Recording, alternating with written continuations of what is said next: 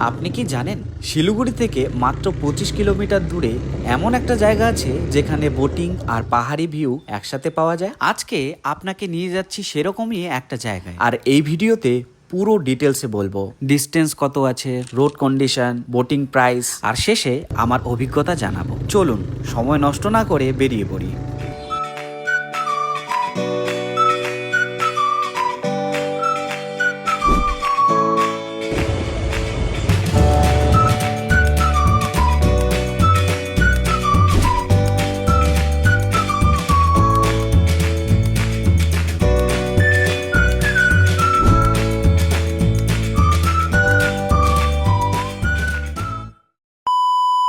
So guys, যাত্রাটা শুরু হলো এনটিএস মোড় থেকে।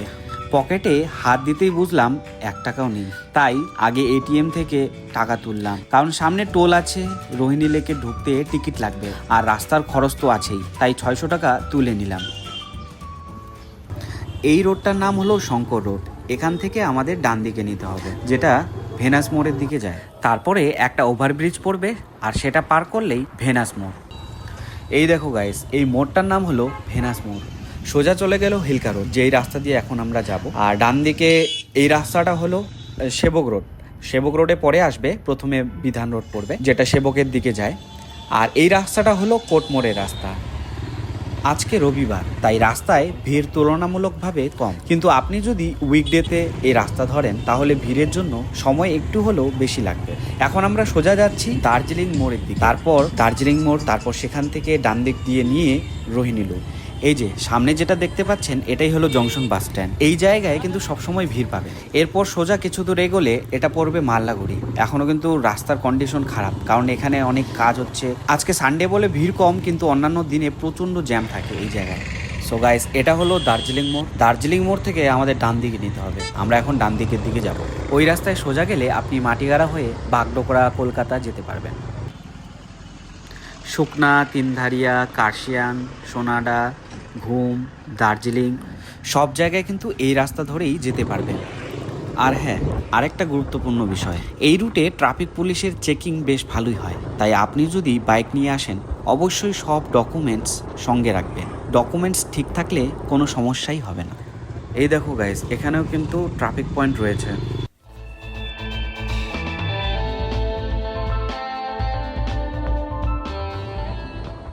এই রাস্তায় ঢুকলেই একটা আলাদা ফিলিং আসে, মনে হয় যেন হঠাৎ করে এনার্জি বেড়ে গেল, একটা রিফ্রেশিং ভাইব। রাস্তার দুপাশে চা বাগান, বড় বড় গাছ, আর এই ঘন সবুজের মধ্য দিয়ে বাইক চালানোর এক্সপিরিয়েন্সটা সত্যি অসাধারণ। আমরা যেহেতু রোহিণী যাচ্ছি, তাই এখান থেকে বাঁ দিকে ঢুকে পড়ব। এখান থেকে প্রায় 15 কিলোমিটার পথ। এই মোড়টার নাম হলো শুকনা মোড়। এখানে চাইলে একটু থেমে জলখাবার খেয়ে নিতে পারেন। এই রাস্তায় এখন কাজ হচ্ছে, তাই জায়গা জায়গায় রাস্তা একটু খারাপ রয়েছে। মনে হয় এখানে কালভার্ট বানানো হচ্ছে। আমরা এখন জঙ্গলের মাঝখান দিয়ে বেরোচ্ছি। সামনেই একটা বিএসএফ ক্যাম্প রয়েছে। এখানে ভিডিও করা নিষিদ্ধ, তাই এই অংশে ক্যামেরা বন্ধ রাখছি। দেখা হচ্ছে শিমুলবাড়ির মোড়ে, যেখানে মাটিগাড়ার রাস্তা এসে মিলিত হয়েছে। সেখান থেকে আমরা ডান দিকে যাব। এই যে বাঁ দিকে রাস্তাটা, এটা মাটিগাড়ার দিক থেকে এসেছে, আর এখান থেকে আমরা ডান দিকে ঢুকলাম। কত করে দাদা এগুলা? 2500।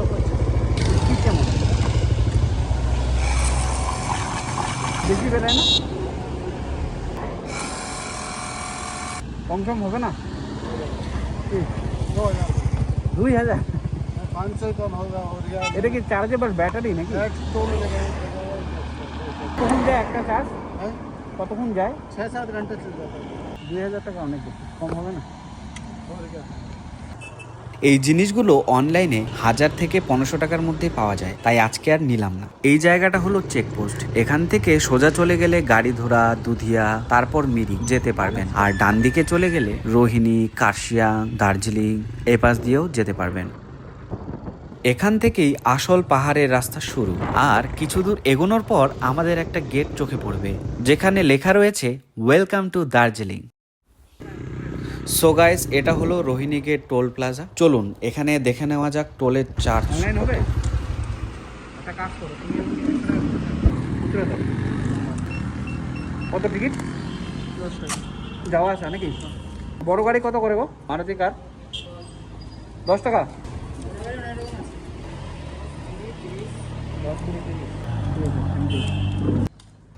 টোল পার করার পর প্রায় 350 মিটার এগোলেই আবার বাঁদিকে ঢুকতে হবে। এই রাস্তা দিয়ে পৌঁছবো কোঠিদারা ভিউ পয়েন্ট। সেখান থেকেই প্রথমবারের মতো রোহিণী লেক দেখবো আমরা। গাইস, এই রাস্তাটা কিন্তু অনেক খারাপ। আপনারা যদি প্রথমবার এই রাস্তায় আসেন অবশ্যই খুব সাবধানে চালাবেন। গাড়ি সবসময় 1 গিয়ার বা 2 গিয়ারে রাখবেন।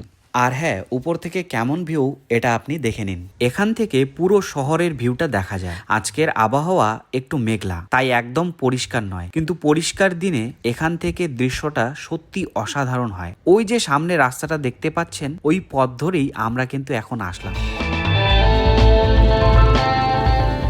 সো গাইস, আমরা কিন্তু ফাইনালি পৌঁছে গেলাম ভিউ পয়েন্টে। চারিদিকে জাস্ট ওয়াও, অসাম লাগছে।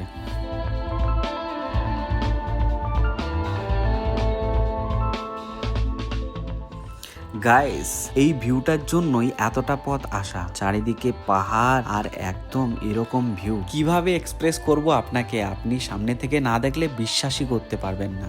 একদম মনোমুগ্ধকর দৃশ্য। কোঠিদারা ভিউ পয়েন্ট থেকে বেরিয়ে পড়েছি। এবার সোজা রোহিণী লেকের দিকে যাব। এই জায়গায় বেশ কয়েকটা রেস্টুরেন্ট পাবে, চাইলে এখানে একটু খাওয়া দাওয়া সেরে নিতে পারে। এই যে এখান থেকে আমাদের বাঁ দিকে ঢুকতে হবে। খেয়াল করবেন এই অংশে রাস্তাটা একটু ভাঙা, তাই সাবধানে চালাবেন। এই যে সামনে একটা ছোট্ট মাঠের মতো জায়গা দেখা যাচ্ছে, এখানে চাষাবাদ হয়। এরপর কিছু দূর এগোলে একটা সেন্ট জোসেফস স্কুল রোহিণী পড়বে। তারপর সোজা এগিয়ে গেলেই রোহিণী লেক। वो हम लोग वीडियो बनाते हैं तो व्लॉग बना रहे हैं। कितना है? রেড চার্টটা দেখে নিন।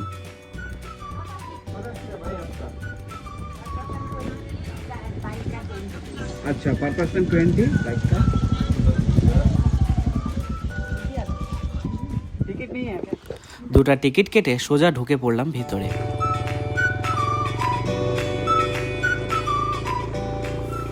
ভিতরে ঢুকে বাইকটা পার্ক করে নিলাম। এই যে সামনে দেখতে পাচ্ছেন, এটাই বোটিং এর টিকিট কাউন্টার। এখান থেকে বোটিং এর টিকিট কাটা হয়। একটা বোট বুকিং করলে 200 টাকা ভাড়া। আপনি একা বসুন বা দুজন, ভাড়া সেম। এই যে সামনে একটা বোট লাগানো আছে, সোজা গেলেই ক্যাম্পিং এরিয়া। আমরা একটু এগিয়ে গেলাম। দেখুন এখান থেকে রোহিণী লেকটা কতটা শান্ত, একদম মন ছুঁয়ে গেল। এই যে পাশে বসার একটা উঁচু জায়গা রয়েছে, উপরে উঠলে পুরো লেকটার ওয়াইড অ্যাঙ্গেল দেখা যায়। চলুন উঠে দেখি। উপরে বসারও ব্যবস্থা আছে, চাইলে এখানে একটু রেস্ট নিতে পারেন বা কাপল হলে সময় কাটাতে পারেন। এখান থেকে পুরো রোহিণী লেক একদম হোয়াইট ফ্রেমে দেখা যাচ্ছে। এই যে সামনে বোটিং এরিয়াটাও পরিষ্কার দেখা যাচ্ছে, আর চারিদিকে পাহাড়, সব মিলিয়ে একদম পোস্ট কার্টের মতো দৃশ্য। দেখলাম সামনে কয়েকটা স্কুল বাস রয়েছে, মনে হচ্ছে পিকনিক চলছে। এখানে কিছুক্ষণ সময় কাটিয়ে এবার সিঁড়ি দিয়ে নিচে নামছি। এবার দেখি অন্য দিকটা কেমন।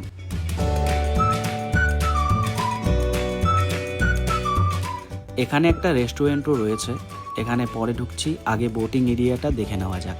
এই যে দেখুন ডিপার্টমেন্ট অফ ট্যুরিজম লেখা রয়েছে, এখান থেকেই বোটিং শুরু হয়। এই জায়গা থেকেই বোটে উঠতে হবে। সামনে দেখছেন একটা ফ্যামিলি পুরো বোট বুক করে নিজেরাই চালিয়ে লেকের মধ্যে ঘুরছেন। সত্যি বলতে এই অভিজ্ঞতাটা খুবই মজা। শান্ত লেক, চারপাশে পাহাড়, আর নিজেরাই বোট চালানোর একটা আলাদাই আনন্দ রয়েছে।